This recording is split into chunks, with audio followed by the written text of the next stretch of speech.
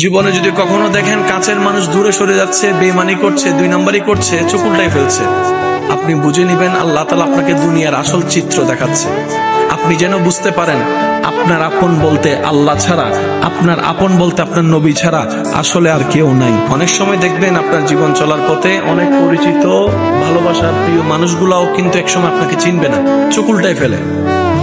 বিশেষ করে আপনার যখন দুঃখের কষ্টের সময় যাবে, মনে রাখবেন ভালোবাসার সাথে শ্রদ্ধার সাথে বলে যায়, জীবনের কোন পরিস্থিতিতে যদি এই দৃশ্যটা আপনার সামনে আসে, আপনরাই দূরে সরে যাচ্ছে, মনে রাখবেন আপনার আল্লাহ আপনার উপর দয়া করা শুরু করেছেন। সুবহানাল্লাহ।